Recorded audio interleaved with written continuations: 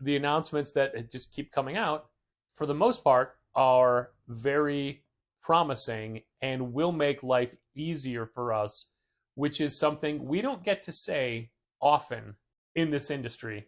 And it's really encouraging that these things that we've basically just given up on hoping for change are now changing. This is a message brought to you by Patrick and Dale from Challengers Comics. It's pretty good. In the Midwest, you know the best is there waiting, so come and join the conversation. Eisner approved, fan and artist and creator too. This is how the Challengers do. What? Keep the conversation moving along. Keep reading comics, keep your local store strong. It gets hard and it's a job for the Challengers. What? Comics and conversation, y'all. From Challengers Comics in Chicago. This is Contest of Challengers, a comics industry business podcast with Patrick Brower. Patrick Brower. Patrick Brower. Patrick Brower. Patrick Brower. Patrick Brower. Patrick Brower. Patrick Brower and W. Dal Bush. W. Dal Bush. Dal Bush. Del Bush. Dal. Del. Dal. W. Dal Bush. Here's Patrick and Dal. Hello, yes, Dal, welcome. Thank you for returning to Contest of Challengers. You're welcome, Patrick. I was happy to be here. And I think we should start exactly where we left off last week, where we were talking about last-second Marvel news. Yeah. And as soon as we finished recording, so much more came out. Which that is, God only knows. Like, it was the Marvel mailer from PRH dropped just after we finished recording, and now I'm afraid, like, there's going to be a Marvel mailer later today. Who knows what they're going to put in there? Right. We're going to be like, meh. Well, stuff for next week as well. There you go. But it's actually positive, retail-focused news. Yeah, it was shockingly good news. Yeah. And the last thing we talked about, I believe, was the Marvel Compact Comic, literally Compact Comic, the same size, shape, and price of the DC Compact books. And Marvel's actually calling them Compact books, and it was the Ultimate book. Yeah, the first year of each of the 4 main ongoing Ultimate books from the recent Jonathan Hickman initiated line of books. So Ultimate Comics X-Men, Ultimate Spider-Man, Ultimate Wolverine, and Ultimates. Also, I want to point out... Black Panther, not Black Wolverine. Panther. Sorry. This could be a dangerous recording session because we are not in the podcastatorium. Uh-huh. And I just realized I can recline while I'm doing this. Yeah, Patrick isn't in his falling asleep position. So if he just fails off midway through this podcast. You got to be more specific. That could be anything. That could be standing at a concert. That's true. Anyway, as far as retail announcements, Marvel has come up with things that we're very excited for. Yeah, this is stuff that, even for Contest of Challengers, a comics industry business podcast, might be a little inside baseball stuff that it's not the, like, here's an announced title, here's an announced creative team, where, like, even fans can have, like, a vote on if it's good or bad, or if they think it's going to do well or do poorly. This is real specific, like, the stuff that we talk about the most when it comes to publishers it can all be grouped under make it easier for me to stock your book. Not sell your book necessarily, but stock your book. Well, because sell your book is super subjective. There's books that you can, what is considered a good creative team or an exciting premise can vary from store to store. But there's just nuts and bolts stuff of, I can't sell a book that I don't have on the shelf. So you got to make it easy for me to get a lot of copies in of your books. Like, for example, DC frequently now does with their Next Level books, bundles, where you clear a certain threshold of copies across all the open order covers. You order a certain amount of copies. Yeah. So, like, if you need to order, and it's usually matched to something else. So let's say for a new Next Level book, your order threshold is 40 copies. So you got to order 40 copies across all the open order covers. If you order 40 or more copies across all open order covers, you qualify for the ability to order an unlimited number of 25 copy bundles at basically a cost of $1 a book. So it's a substantially deeper discount per unit than you're getting if you're ordering them outside the bundles. It's their way of rewarding you for taking a chance on a book that they believe in by giving you just a little bit more of an incentive to stock heavier than you may have initially thought you were going to do. Yeah, so basically it becomes a situation where it's in a way cheaper per unit for you to carry 60 copies of a book than it is to carry 30 copies of a book. So you might as well, clear that 40 copy threshold and then order a couple bundles. So now you're getting, I guess in this case you'd be getting 90 copies, but it's take a chance on them, because even if you don't sell out of them, if you sell a few of them, you're going to make your money back. You're not going to be losing money. You don't have to sell out to feel like you've successfully sold a good amount of copies. Yeah, and different publishers approach the concept of like making it easy to stock a book in different ways. Sometimes it'll be, again, like bundles like DC's doing, or maybe they'll do an additional discount at a certain threshold, where if, like Marvel has done this a lot in the past, but the threshold is usually for Marvel impossible to hit. Like they'll do a thing where, hey, for issue 2, order 150% of what you ordered for issue 1 to get a deeper discount. And it's like, you're out of your mind. I'm never going to sell that many. There was a period of time where Marvel was doing that regularly, but tying it to other titles. Mm-hmm. If you order, again, like 150% of what you ordered for, geez, I don't know.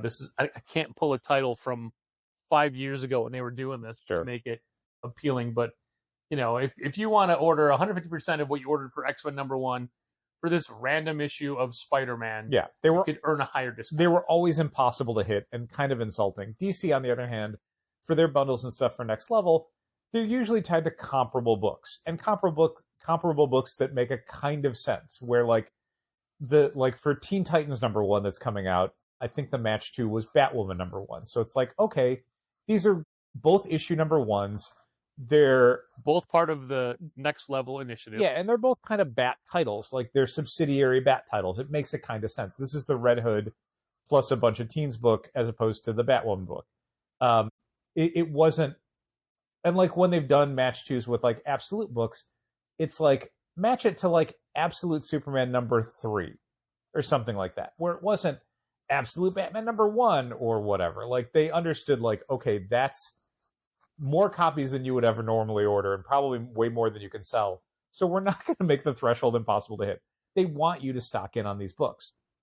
Marvel historically would go the other way, where they would make it like, if we're doing you the favor, you really have to extend yourself, retailer. And it's like, no, the retailer's doing you the favor. So yeah, we would usually not hit that stuff. Jumping back for a second to the concept of Absolute Batman #1. Mm-hmm. Can you imagine if at that time we'd ordered 1,000 copies? Right. We still would have easily sold them all by now? Sure. There's been a couple times where on like a match 2, we got really screwed because it was something we ordered in for a signing, or like we did for like there's a couple that we needed to order for artists to stock for shows. And then it would come around and like, oh, we can't clear that because that person ordered like 50 copies for a show. Yep. We would not normally order our rack sales plus 50 copies, and now we have to clear that to get some other thing. So yeah, occasionally it'll come around in a way that doesn't help us. But anyway, Marvel doesn't really do it a lot. Marvel's historical, by historical I mostly mean like the last couple of years, is that they just do a ton of covers, and they do a lot of incentive covers. So that's their way of enticing stores, I guess, to try and stock in, is like, well, don't you want to get the 1 in 200 variant that you can flip for a lot? And we're not really that store, and honestly, that stuff doesn't really go for as much anymore. Marvel, in every way, has taken any sales tool they've had and run it into the ground. So, like a 1 in 25, a 1 in 50, a 1 in 100, or 1 in 200 variant for Marvel doesn't really mean anything anymore. They go for under ratio, if they go at all. So it's not worth ordering a ton of extra copies just to get an incentive variant that mostly doesn't have any demand anymore because Marvel does them all the time. So Marvel sales tools were kind of nowhere, and we weren't expecting a lot. Midnight's coming up for them, the Midnight line, Midnight X-Men, Midnight Spider-Man, Midnight Fantastic Four, the horror-themed sub-imprint from Marvel. And they'd already announced that they were going to be changing up how they were releasing stuff. Originally, it was supposed to be X-Men in October, and then Spider-Man, Fantastic Four the month after that, and I think Spider-Man after that, I think. They were going to release one a month, which is kind of how they did X-Men, Spider-Man, FF. That's exactly how it was. Sort of how they did the Ultimate line when Hickman had kicked that off. Like they did Ultimate Spider-Man, and then they did, I think, X-Men, and then Black Panther, and then Ultimate. So like there was a slow rollout where each month they were adding another book. So Marvel announced, I think a week or two ago, maybe a month ago, that they would be changing up how they'd be releasing the Midnight stuff. They were going to be not only releasing all of them in the same month, not only all in the same week, but they'd be the only Marvel comics released that week. Midnight X-Men, Midnight Spider-Man, Midnight Fantastic Four #1 are the only Marvel comics being released the first week of October. And then last Thursday, after we finished recording, they sent out the Marvel mailer where they announced all of the ways they were going to be supporting the Midnight line. And honest to God, I had to stop what I was doing and talk to Patrick and go, did you see this email? Because it was so good. It was so much better than I thought Marvel would do. So let's talk about the things they're doing. They're doing bundles, but they're doing them in a weird way that's kind of like not something you can replicate for like subsequent launches, but still something that's kind of cool. Marvel's doing a Midnight LED promotional sign that we have to buy. It's not free, but they're basically going to be giving us copies of Midnight books that equate to what we're spending on the sign. So it basically, once you trade out the copies that we're getting of the Midnight books, they're basically giving us the sign and $5 is kind of how it works out. Yeah. Which is kind of amazing. So that's pretty cool. I don't know, without seeing it, I can't tell you where the sign's going to go. Yeah. Will we put it in the window? I don't know. Yeah, I don't know. When DC started doing their neon signs many years ago, they were great and we loved them, but they were very wide. Yes. They stuck out of the window a lot, and now we have window shade. Yeah, deep you mean. Yeah. Yeah. And they would never fit. Also, because of the west-facing windows that we have, the setting sun really discolored the backgrounds on all those signs. Yeah, they got burned up. Yeah, the light still worked until we decided we were moving on in a different direction. DC went to LED lights. Mm-hmm. And which is what the Midnight one is. It's an LED sign. Yeah. Yeah, for the sign, yes, we're going to get it because again, it's with the cost for it in general is not that high. So it's not like, we have to sell all these books to make this valuable. It's like, no, it's not super expensive, and you're getting a bunch of copies of the book, so it makes kind of sense. I can see us having it up for, 3 or 4 months at a minimum, probably through the end of the year. And then after that, if we take it down, we take it down. Yeah. It's fine. It doesn't have to stay up forever. It's just that to mount it in the front windows, we need to do some serious window frame support to hold it. Well, we'll see how it ships and what it has. I can honestly see a version of it where we just put it like on the front counter, not like but like on top of the front counter where like that it doesn't have the effect. It does though, because you see it right when you walk in. You can see it through the door. You can see it through the window. I think it could work. Okay, that's just a possibility, but we'll play around with it when we get it in. So they're doing that. They're also sending out preview books, I think, that we're getting, this week. Ash cans that are coming in next, this upcoming week. Yeah. So, black and white ash cans. Black and white ash cans, so people get a chance to check out the books. Just like, their normal preview catalogs or... They're sending out promo posters, which is great. They're also doing additional discounts depending... I want to jump back to the promo posters. Yeah. I think the posters are all just going to be the A covers. Yes. And they're not great to display. They're not my favorite things ever, but, we'll probably put the X-Men one up at least. Maybe. Because that's, I think, the one that works the best. Maybe Spider-Man. The Spider-Man one is way too... Like, it doesn't make sense as a giant poster. He's got the spider on his chest. Yeah, but it's also all black around it, and it doesn't carry your eye the way it's supposed to. I think it works okay. We will wait and see when they're bigger, but I don't know that... Like, A, we don't have room for all three. No. B, I don't think we'd put up all three. X-Men is the one that we have the highest subs for, but that's because we've been taking orders for it for months. True. And also, it's the one Hickman's writing. It's the one I expected to do the best. I expected it to be X-Men appealing to not only horror fans, but also Hickman fans and X-Men fans. Spider-Man doing really well because it's a creepy premise, and people are, I think, going to be into that. And a lot of people like the Philip Kennedy Johnson Hulk stuff. And then I expect Fantastic Four to do the worst, to kind of be the ultimate Black Panther of the group, where it's like, oh, it'll do okay because some people will get all three, especially the week of release. But I don't think it's a premise it's Fantastic Four. It's always going to be a little bit under stuff like X-Men and Spider-Man. It's always going to be that way. Marvel's first family. We'll talk more about the incentive cover themes in a moment. Mm. But I did have call to check the subscriber and pre-order numbers recently. Yeah. And I can tell you that we have more pre-orders for each number one than we do subscribers. Which makes sense. I think there's people who are going to Always pick and choose the variant covers they want. or I think they're going to be a little hesitant. It's a new launch. If you're not 100% sold on it, you'll try it out. It's Marvel's big thing, and they're putting a lot of emphasis behind it. So I'm curious, even though I don't think I'm necessarily the audience for it.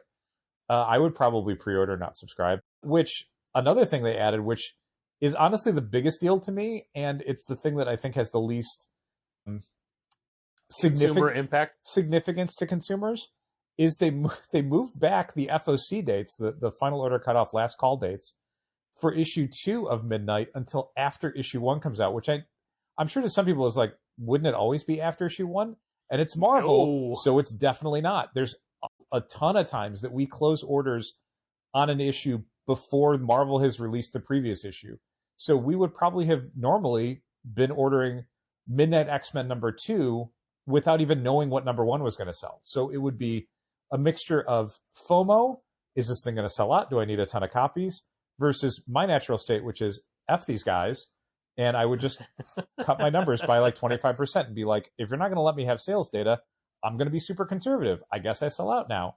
And maybe Marvel's new administration has gotten tired of hearing that from retailers over the last like 5 years and said, okay, fine, we will wait to solicit issue 2 or close our orders on issue 2 until the Monday after issue 1 comes out. So you at least get 4 or 5 days of sales data to see, are people picking this up? Are they liking it? Is there excitement in the fan base?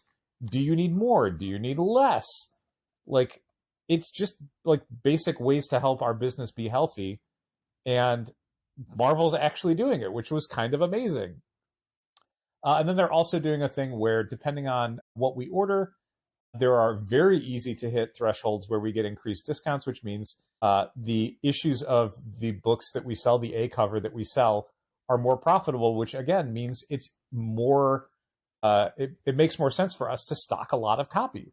And I'm assuming that the copies that you get from the sign are not part of that. They do not qualify for that. They are a separate sales incentive. So, and that honestly makes it so we may not be taking advantage of every potential sales bonus that we could get because there's so many. I think we'll be taking part in a bunch of them. So sure. We expect to stock very deep. We were going to stock deeply anyway, just because of they're all coming out the same weekend. They're the only Marvel comics that come out. I think there's a lot of people, Marvel fans, that will just get all 3 because it'll be a cheap week for them. They might as well just get all 3 of these new number 1s, because normally they'd spend, $20 or $30 getting a whole bunch of different Marvel comics. I honestly don't expect 15 or 16 and getting all 3. People to just get 3. Yeah. I think there's going to be a lot of variant cover buying. Yeah, like you were saying, there's a whole bunch of variant covers. But it's a variant cover pattern that they're sticking with for like the first 4 issues. Something like that. Like each A cover is going to do a certain thing, and B covers are going to do a certain thing, and C covers are going to do a certain thing. Yeah, I don't have that in front of me. I haven't looked it up, but yeah, I don't remember. It's whatever it is. It's going to stay that way for at least the first arc.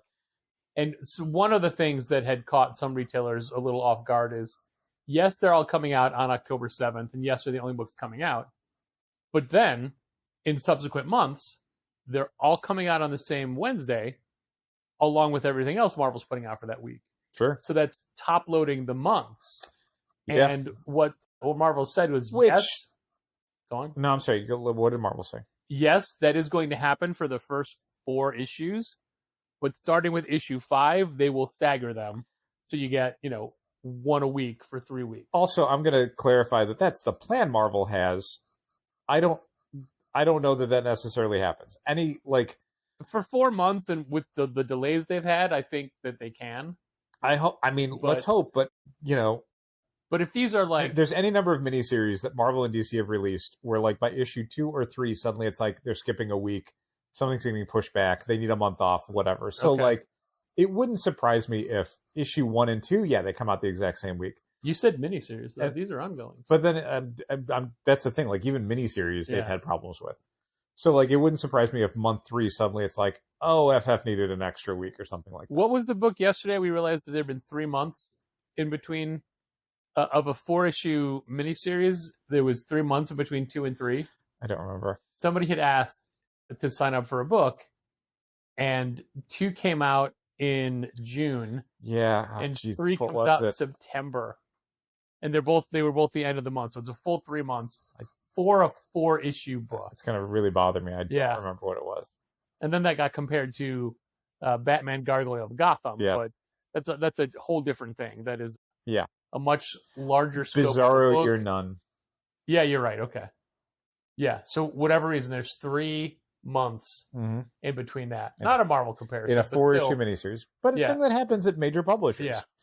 So the idea of like, we're going to target this specific week, like, again, that was the thing for the Absolute books originally, was that they would come out on different weeks.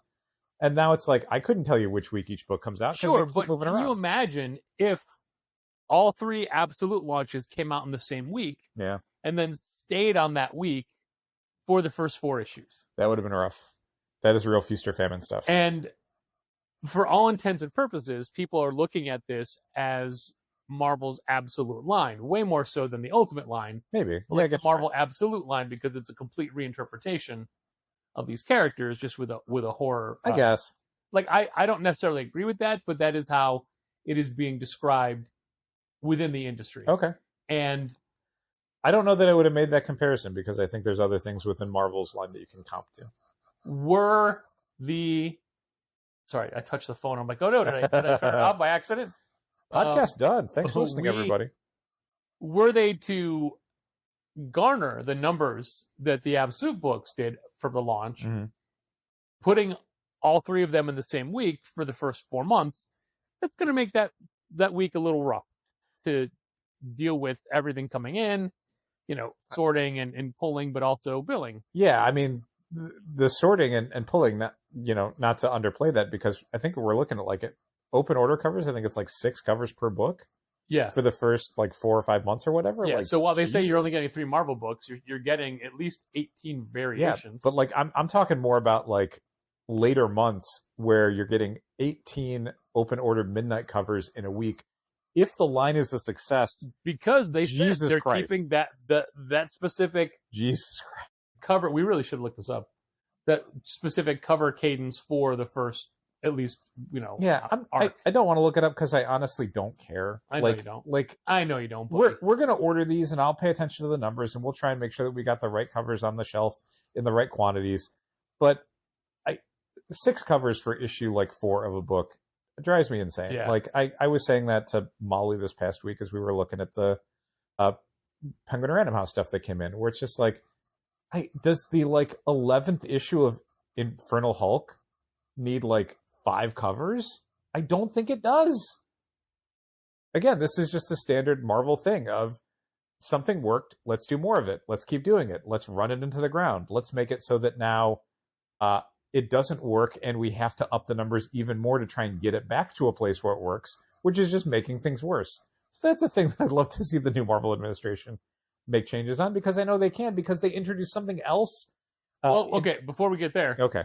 I want to point out that as a store, and this is a very retailer pitch coming up now, Mhm. we rely heavily on subscription numbers and pre-order numbers, specifically for variant covers, to order shelf copies of specific covers. Yeah, we can't and won't carry every cover that every publisher puts out.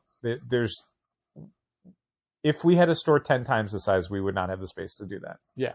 But we will only, we'll take a chance on covers if we have a larger number of pre-orders for it. Then we'll think, oh, this cover is in demand. We should have extra for the shelf. Mhm. More often than not, we don't, because nobody pre-orders them, or 2 or 3 people do, and that's not enough to make us bat an eye at a cover. And then everyone comes in asking for that cover that week. Mhm. It's like, no, nobody showed any interest in it, so we didn't take a chance. Yeah. If you're ever worried about missing a cover, order it before FOC. Yeah, for real. And not only does that mean you get it, that means that we understand more people want that cover. Yeah. I mean, regardless of how it's ever worked, it's always been the same. If people ask for it, you get it, you carry it. The more people ask, the more you have for the show. Yeah. Anyway, Dal, you're talking about what else they announced. Well, so the other thing that they had in the email that we got from Penguin Random House and Marvel was another thing that might not matter a lot to consumers. It probably will. It means prices are going to come down, at least to challengers. But Marvel changed the way they do their foil pricing for their foil variants. And this has been a massive headache for 4 years. Right. So the way that DC does their foil variants, the way that most publishers do it, is that the foil cover costs a little bit more. It costs the retailer a little bit more, it costs the publisher a little bit more to produce, and then it costs the consumer a little bit more. But it's priced on the book. Just at random, like if a DC regular issue comic book is $4.99, the foil variant might be $7.99, $6.99. It's printed right on the book. Okay, but if that's what it costs, what does it cost us?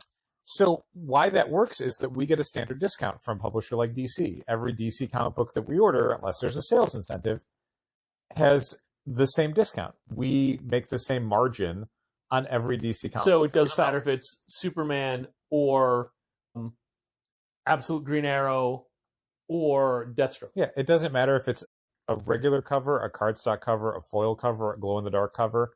No matter what the cover price of the book is, we make the same percentage of the cover price. Does it matter what we order? It doesn't matter what we order. I mean, obviously, like, we could get into the weeds on, like, there are sales tiers and thresholds that a store needs to hit to get a certain discount publisher-wide, but we're not talking about that. Right. What Marvel's done with their foil covers is asinine, and has always been asinine, since they introduced the idea of doing foil covers as variants. Marvel, if it's a $4.99 cover price for a regular cover, and they do a foil cover, on the foil cover they print $4.99.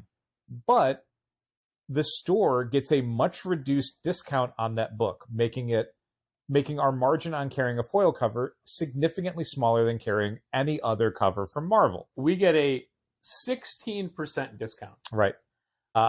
And foil covers, as Dal has just pointed out, cost considerably more for the publisher to produce.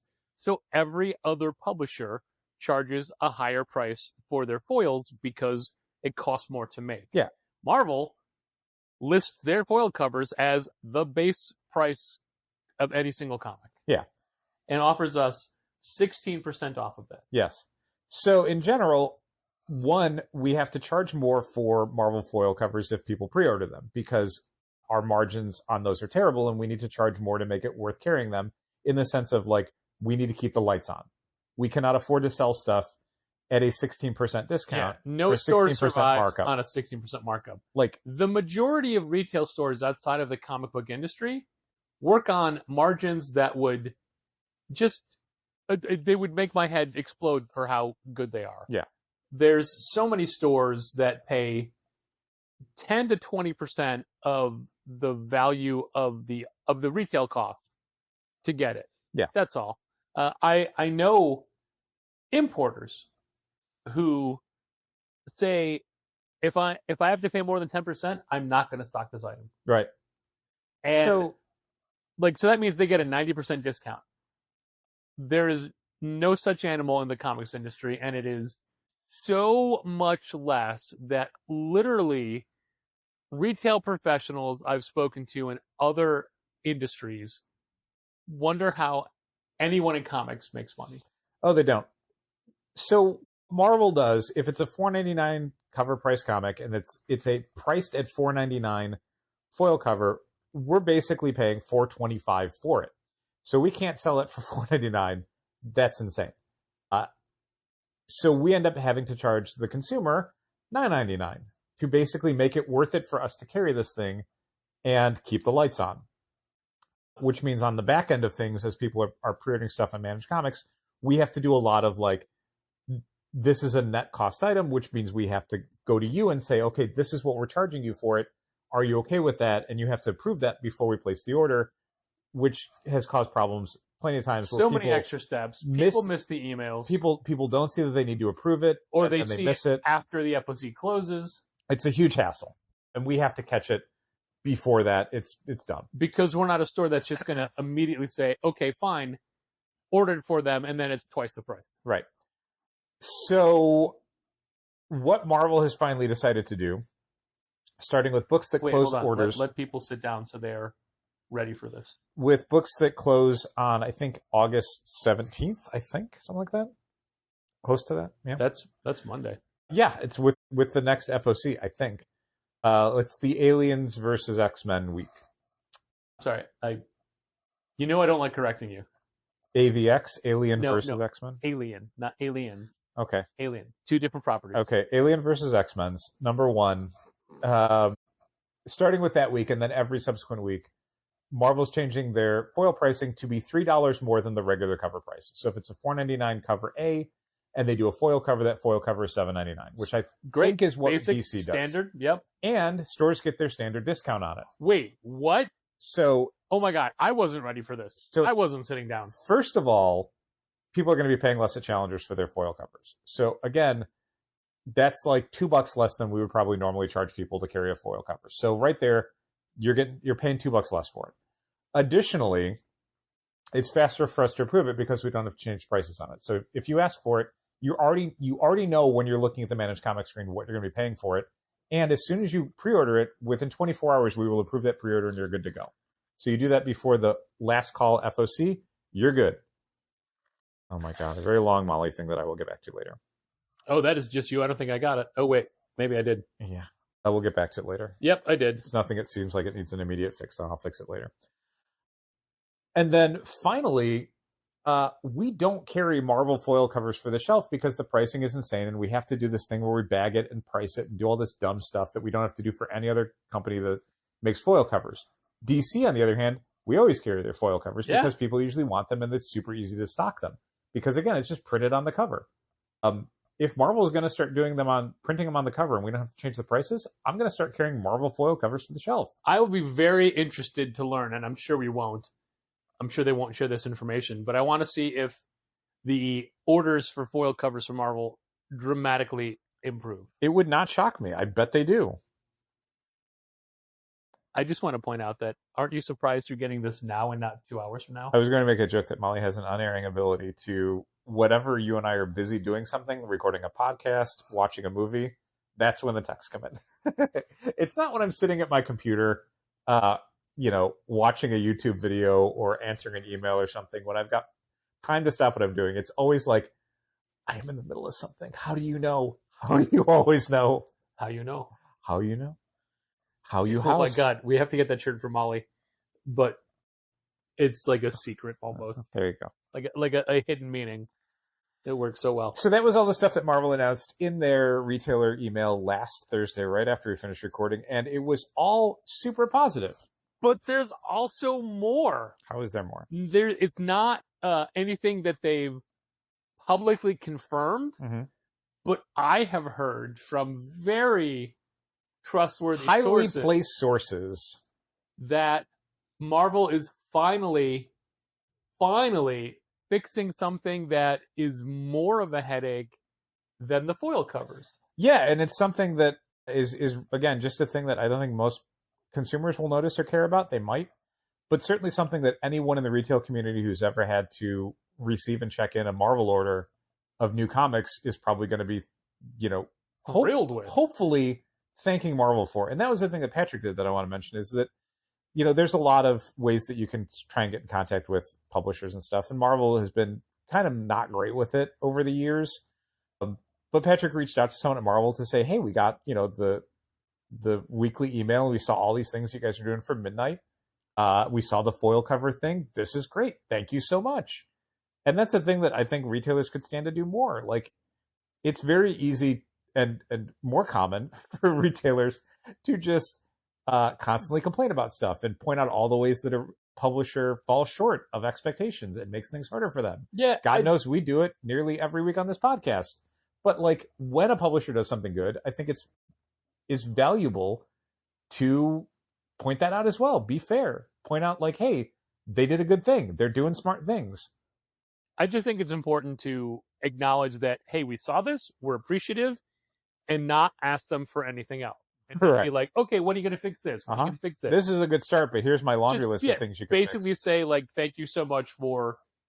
this is what I've said to other people, not at Marvel, but within the industry about Marvel. It's like, this is a huge step in them making us feel like we are actually partners, Right. or that they value working with us, Yeah. or our input, or what have you. And I just wanted to. Also, I honestly think it's a good way to put our store name in front of them, Sure. in case they're ever looking for advice, or they wanted to test something out or whatever. Like, hey, we are willing to work with you on things, and we appreciate the steps you've immediately taken. There was, I was talking to someone else who said, like, yeah, finally, it only took them 4 years to do this. And I said, no, you misunderstand. It's only taken the new regime like 3 weeks to do this. To find some easy dubs. I mean, Yeah. this stuff, these are things that we've complained about for years and felt like they were being done differently at Marvel, almost to spite us. Because again, you look at like foil covers at every other company. No other company does it the way Marvel does. Yeah. Nobody. And it's like, why are you printing a price on here when you're charging us more? Like, even if you're going to do the thing where you're like, all right, we're just going to give you a shittier discount, don't put a price on there. I can't sell it at this price. Like, you're making me look like an asshole now by charging more for this because you are charging me more for it. You know, every company that does facsimile reprints updates the price on the cover to current prices. It doesn't say still only 25 cents in the corner. Yeah, and then charges the store $3. Yeah. So yeah, that's not quite true. Was it Boom who was doing the Labyrinth? Oh yeah, yeah. They mistakenly left the cover price on. And honestly, we didn't have anyone who thought it was that price, which Yeah. is fine. So we haven't actually said what it is. Mm-hmm. We've danced around it Mm-hmm. and said that literally every other publisher in the industry does this thing that Marvel doesn't do. Right. But we've heard that they are upcoming going to be assigning letters to their covers. So it'll be cover A, cover B, cover C. Traditionally, everyone else does that. Marvel will just say Captain America 12, Mhm. and then Captain America 12, Valerio Schiti, Glow in the Dark, 25th anniversary, Spider-Man, Brand New Day, movie variant. Marvel Studios. Yeah, with it'll be the title, the issue number, the artist name, and then a long descriptor of what their cover theme is, Mhm. or just the name. Right. But everybody else does varying ways of, Absolute Batman, cover A, Nick Dragotta. Uh-huh. Absolute Batman, cover B, Guillaume March, Mhm. cardstock variant. So you know exactly what it is, and it is very difficult when you're unpacking Marvel Comics and you're unpacking, let's say, an Iron Man 6, and it has 5 different covers, yet you order the same quantity of 3 of them, and it just says on the invoice the artist's name, and A, it's not an artist whose name you recognize, Mhm. B, they don't have a standout style, C, they don't sign it, and then Yeah. D, there's no indication anywhere on the cover who it is. DC will put the artist's name in the barcode. Which honestly most publishers do. Yeah, but I'm like Dynamite. IDW Well, does it. Dynamite does Well, it. Dynamite does Boom cover does A. it. Like they will list which Right. cover it is, and while DC doesn't say like cover B, Guillaume March, Yeah. it'll say Guillaume. Am I saying his first name right? Yeah. Guillaume March. It'll say like cover by Guillaume March in the barcode, which is all we've ever wanted. Yeah, that's the thing. Like, to me, like the letter thing, I could give or take. I don't really care. I know it makes a difference on the invoicing and stuff, but It makes a difference so long as it says that somewhere on the cover. yeah, that's the thing. Like, to me on the cover, all I want on the cover is tell me who this cover artist is, especially when you're doing 5 and 6 open order covers. Like, Yeah, but you'd take it the same way if it said cover B on the cover somewhere other than the artist's name, then you'd still know which one it was. sure, but I would prefer both as a retailer unpacking it and as a person looking at the cover on the shelf. I need to be able to see somewhere on there, like, who is this person? Like, you're putting cover credits for the interior creative team. I feel like the least you could do on the cover is put the name of the cover artist who's drawing the image that you're actually looking at. Sure. That seems insane to me at this point in the industry. Again, Marvel just not doing it that way seemingly to not do it that way. It doesn't have any benefit that I can see.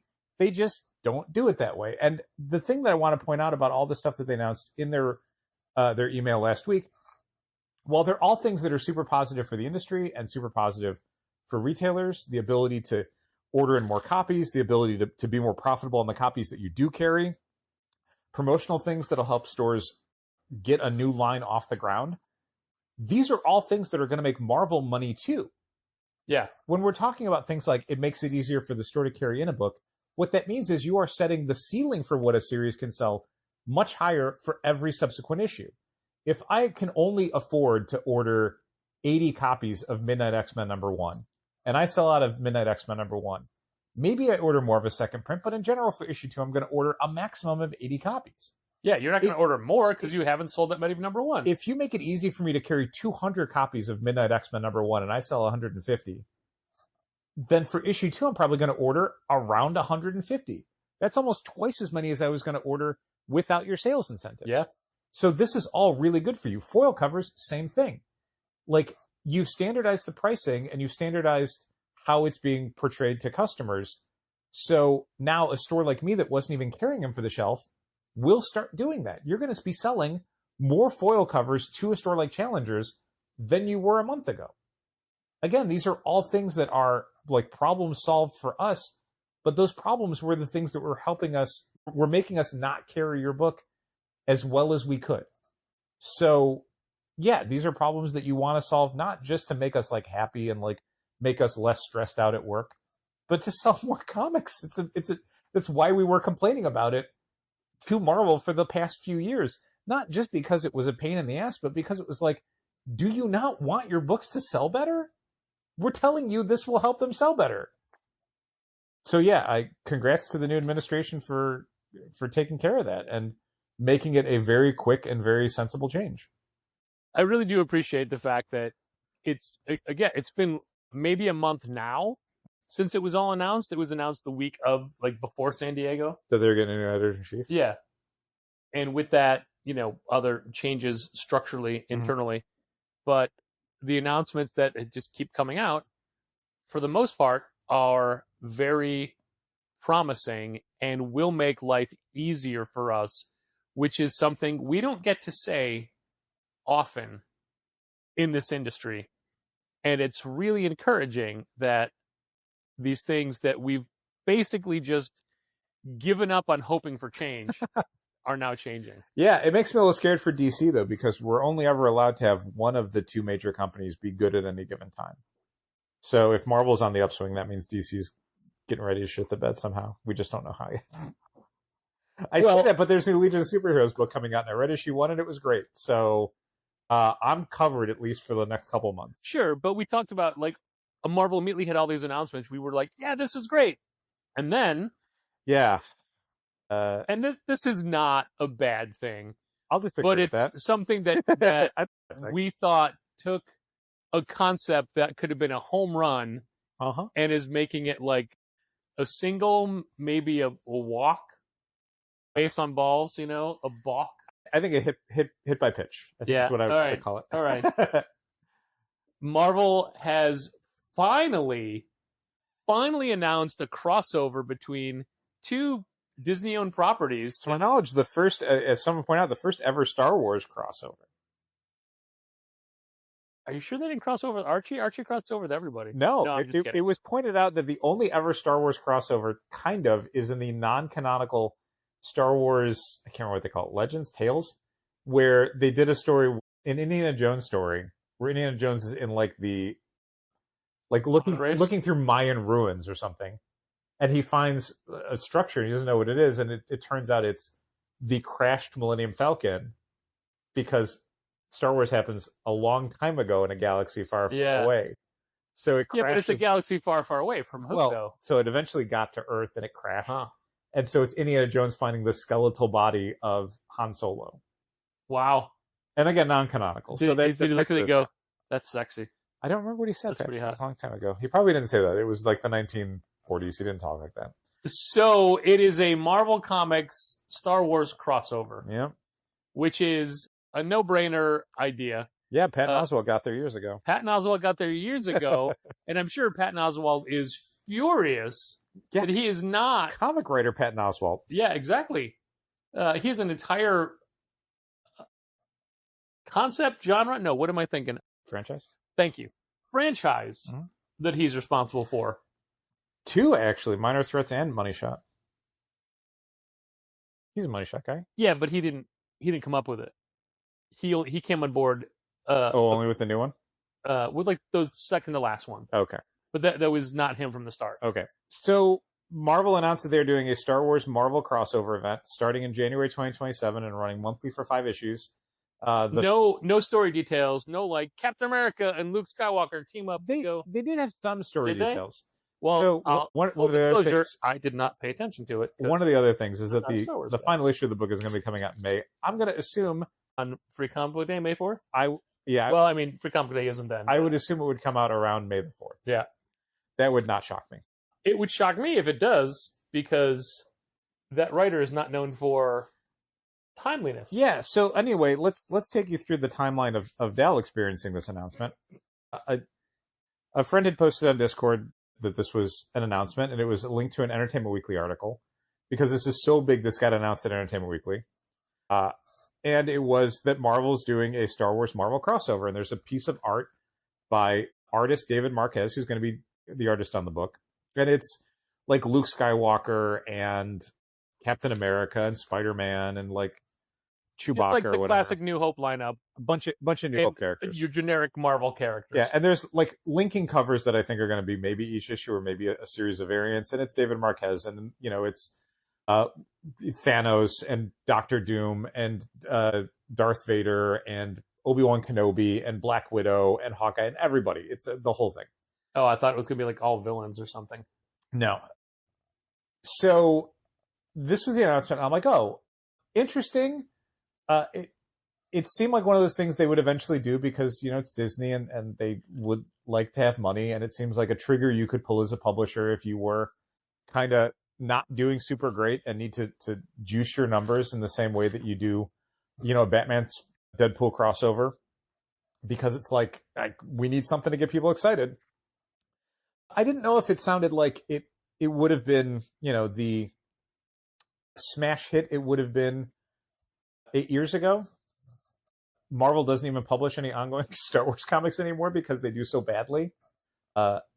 We had, for the newly released Fall of Kylo Ren series, we had literally 1 subscription for it.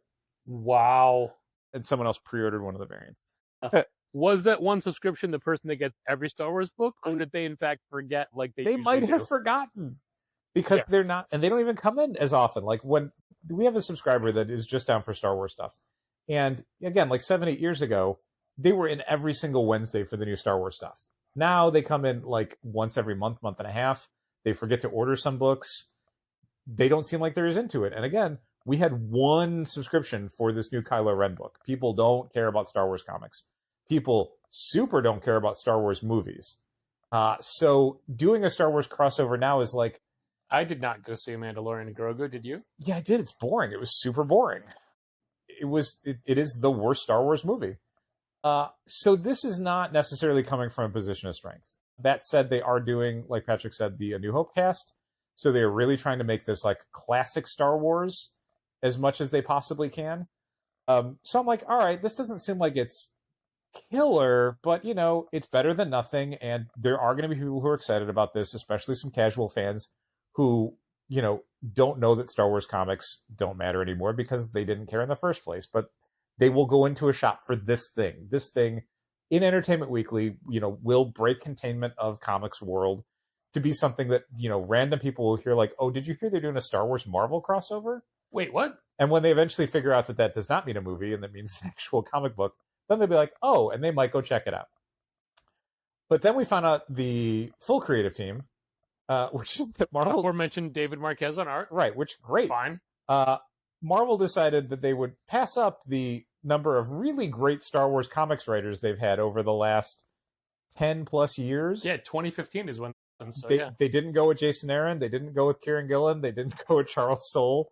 They didn't go with Greg Pak. They didn't go with anybody else who's worked on those books, they decided in their infinite wisdom that in the year 2026 for book releasing in 27 that they were going to get Kevin Smith to write it.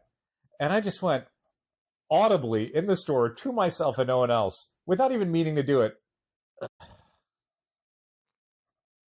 And I don't blame you. Yeah, I don't know if I want to read this thing anymore. Like, I don't. Are you going to read Fire care. and Brimstone next week? No, I don't care. I read the synopsis, the solicit text, and was like, The solicit text gave you nothing. yeah, but even just It's the just basic premise of Kevin like, Smith is writing Spider-Man also with the Hulk. well, And maybe an exorcism of Bruce Banner? yeah. So I mean, that's the thing is like it's Dogma style Kevin Smith, where it's like, okay, so here's a superhero story, but like Bruce Banner's tried everything to cure himself of the Hulk with science.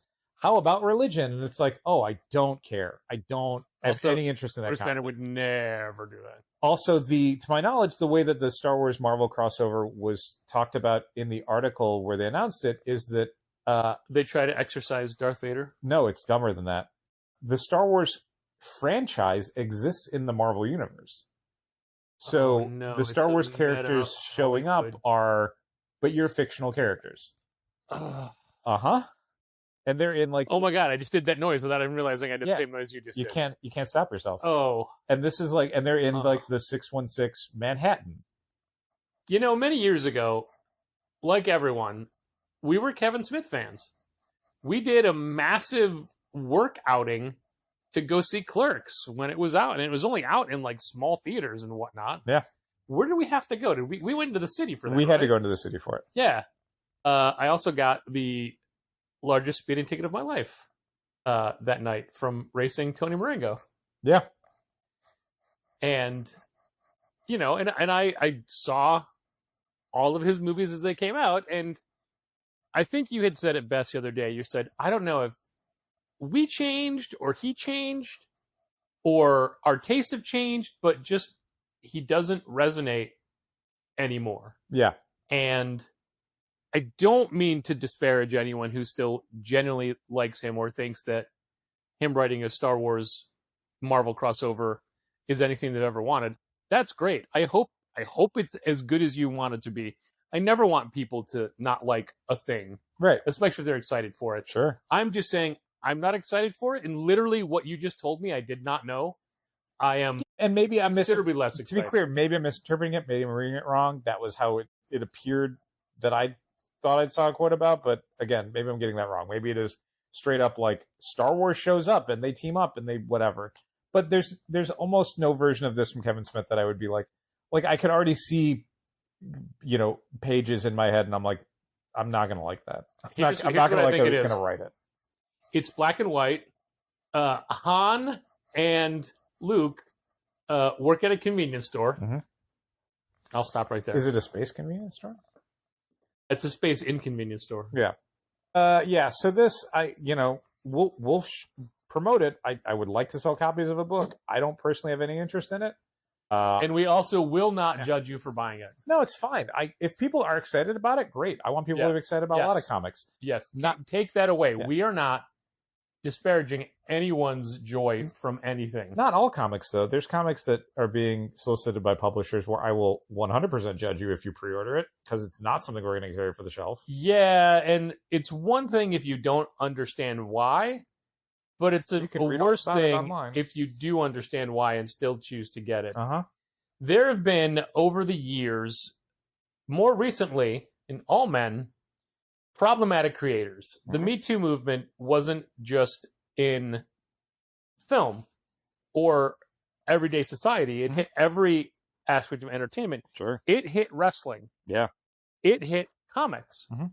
And there are a lot of creators who have done a lot of shitty things to women over the years. Mhm. And a lot of people got called out for it, but maybe none as bad as Warren Ellis. Yeah, I mean, certainly one of the most prominent names to have to reckon with his actions.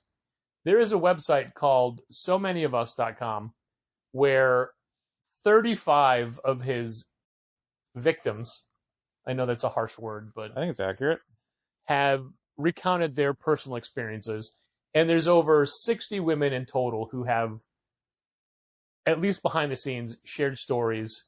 And nobody at the time realized that it was happening to anybody other than themselves. And to find out it was literally so many of them is appalling. Mm-hmm. And all of their stories are identical. Yep. And in light of what we're about to talk about, also, we're bad at trigger warnings. Yeah, we're really bad at I understand saying when. I understand if people don't want to hear about this. But I just last night, knowing we were going to talk about this, went back and reread some of the testimonials. Sure, because this first came to light a number of years ago. Yeah, like I want to say 2020. And the world moves quickly, things happen and things move, and people lose focus, and things fall away, and they don't feel as vital, they don't feel as important, and people diminish the impact of something, and it's easy for that to happen. And I think that's kind of what Image Publishing was counting on, was that people would, it's been 6 years, people forgot, it doesn't matter anymore, everyone's moved on. And it's like, everyone has not moved on. And no one could ever forget. A few weeks ago, Image announced, maybe even 2 weeks ago, maybe less. Yeah, it was like a week and a half ago. Yeah, Image announced that they would be going back to press on an old Vertigo miniseries called Ocean that Warren Ellis did with Chris Sprouse. Originally, it was a miniseries, and it was reprinted in a omnibus thing with the Orbiter graphic novel that Warren Ellis had done with Colleen Doran. But this is, I think, the first time that Ocean was being offered independently, like as its own separate miniseries. And I love Chris Sprouse and everything. But when I saw that they were reissuing a Warren Ellis thing in 2026, I was like, hey, don't do that. That's not cool. I don't think that's right. I don't want to support that. It's a tough stance to take because we like Chris Sprouse. Chris Sprouse has been to the store. Sure. I'm sorry for Chris Sprouse in this situation. Yeah, and the last thing we want to do is to take a talented creator and also a friend and say, we need to limit the exposure of your work. Yeah, there's a bunch of Becky Cloonan stuff that we don't carry because Brian Wood wrote it, and we don't want to support Brian Wood. But it's a big deal with Warren Ellis because he's had so many groundbreaking properties over the years. Sure. With Authority, with Planetary, with Global Frequency. Things I've personally loved. Next Wave, Supreme Blue Rose. Like, I think those are phenomenal books. I do not want to carry them. For God's sake. I don't want to carry them because I don't want anything of his in my store. People have asked before, like, hey, do you have Transmetropolitan? We don't carry Transmetropolitan for the shelf. That said, if somebody wants to order something like that, I will order something for someone on a special order or pre-order basis. I'm sorry if that hurts people's feelings, if they feel like that is, us wanting to have it both ways. If someone wants... It's us not forcing our opinions on a customer. Yeah, but I can choose what I carry for the shelf, and I choose not to carry that stuff for the shelf. We can definitely not have it on the store, but I never want to say to somebody, no, I'm forbidding you from reading this because of my views. Right. If you understand and you still want it. I sometimes feel conflicted about it, though. Sure. And I will also go out of my way to say, here's why we don't carry it. So, like, we're not going to promote it. We're not going to carry it for the shelf. If you come to us and say, I want to carry this, I will personally, I don't think you should, but if you decide it's, if that's where you don't want to draw the line, okay, fine. Here is one challenger's caveat. Mm-hmm. It's Neil Gaiman. I don't think you could run a comic shop and not carry Sandman. But that's the only one we carry. Sandman is a groundbreaking work that got so many people into comics. Yeah. And to not have it on the shelves is just us doing a disservice. Yeah. But as Dal said, that's it. We'll carry the Sandman books. And I feel weird about it. And we also, like, he had a ton of kids' books. We used to have a full Neil Gaiman kids shelf. We stopped carrying all those Scotty Young books. Yeah. It all had to go. Yeah. So anyway, a week and a half ago, 2 weeks ago, Image announced that they would be reissuing Ocean. And it was just like, that's weird. I don't think you should do that. I don't know why you're doing that. I don't want to carry that. But it was like a weird curiosity of like, I don't know, maybe they're just in the Chris Sprouse business. Maybe Chris Sprouse has the rights now. Maybe there's a new Chris Sprouse book coming out. I don't know what's going on. But then this past week, out of nowhere, we get a PR email telling us that there is a brand new graphic novella. Was it yesterday? was within the last couple of days. I don't think it was yesterday. Okay. But just dropped in the inbox out of nowhere a new graphic novella written by Warren Ellis with art by somebody who's new to the industry, whose someone credit was I'd never heard of. Soccer Mommy, I don't know, album cover or video. I don't even know what it was supposed to be. It was like, I'd never heard of this. They showed preview pages. The preview pages look bad. They look amateurish and bad. I don't know why Image thinks this is up to the caliber of their publishing line. It does not fit with what I expect from Image. I saw Soccer Mommy open for Liz Phair at the Empty Bottle. Liz Phair. But anyway, like, it was shocking to me that Image just out of nowhere is like, yep, we're releasing a Warren Ellis project. Like, they did a Jason Latour thing a few months ago, and that's another thing that we didn't stock. We're not stocking. Yeah, it was an art book. And it was, at the time, people... So Jason Latour is kind of another exception. Like Spider-Gwen? Yeah. Yeah, I guess. Because he co-created and wrote Spider-Gwen. Right. And we can't not stock Spider-Gwen. Yeah. And this is in no means I shouldn't even say it, but by no means a comparison, because if you abuse one person, that's way too many. Yeah. But the scope, Warren Ellis' scope is... It's big. Inhuman. It's very big. So yeah, it was, the Jason Latour thing was like, again, tacky. Okay, we're not carrying that.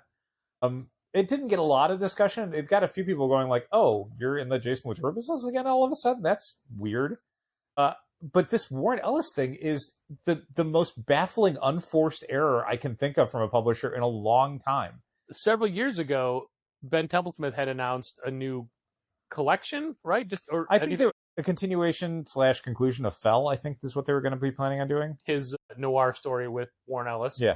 And industry backlash was so quick and... Swift and unanimous. That's good. I was going to say fierce and violent. Uh-huh. That Image's like, nope, we're not doing it. Forget it. Yeah.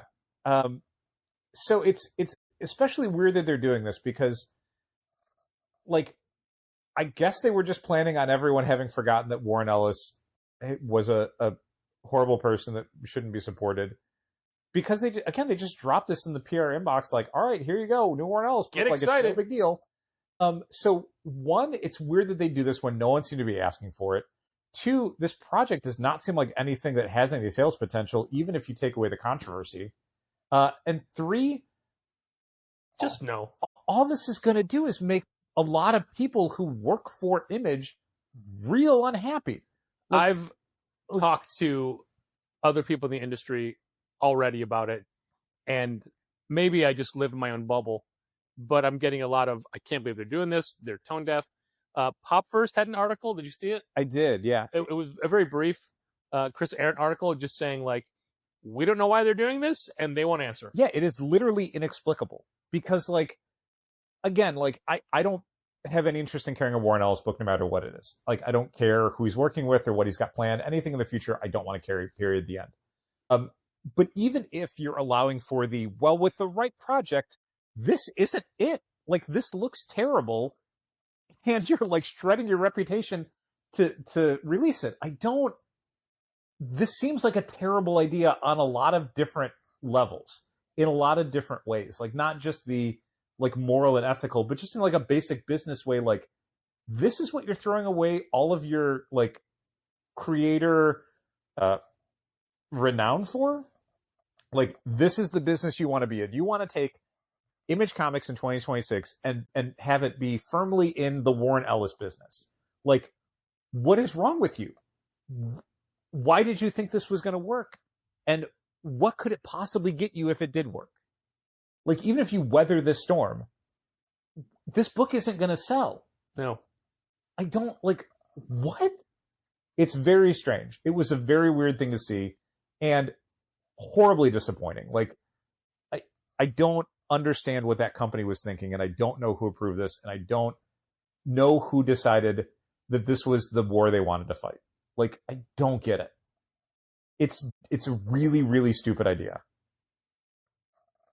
Well, I don't want to end on such a disappointing point in the industry. So I'll switch this over to one very minor, very petty complaint that I have with a lot of publishers, especially when they're publishing YA or younger reader graphic novels. Middle grade.